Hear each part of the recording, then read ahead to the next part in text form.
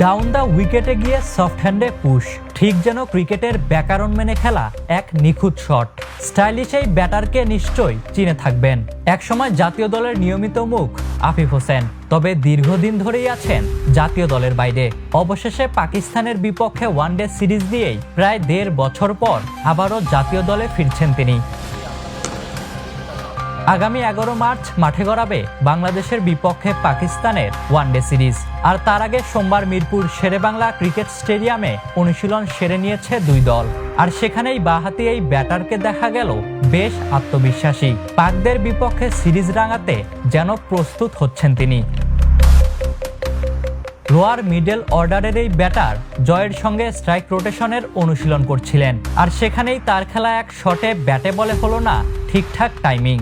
আর তাই তো টাইগারদের ব্যাটিং কোচ মোহাম্মদ আশরাফুল এসে পরামর্শ দিলেন আফিফকে।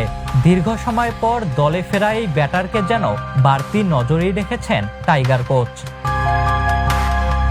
২০২৪ সালের ডিসেম্বরে সবশেষ ওয়ানডে খেলেছেন আফিফ। ৩৪ ওয়ানডের ক্যারিয়ারে ২৭.৭৯ গড়ে তার রান ৬৬৭। এদিকে আফিফের সঙ্গে মিডল অর্ডার ব্যাটার হিসেবে দলে নেওয়া হয়েছে লিটন দাসকেও। তাকেও দেখা গেল নিজেকে প্রস্তুত করতে। পাকিস্তানের বিপক্ষে সিরিজের পরের দুটি ম্যাচ ১৩ ও ১৫ মার্চ। এই সিরিজে এই দুই ব্যাটার নিজেকে মেলে ধরতে পারবেন কিনা সেটাই এখন দেখার বিষয়। Ishtiaq Mahin, the news.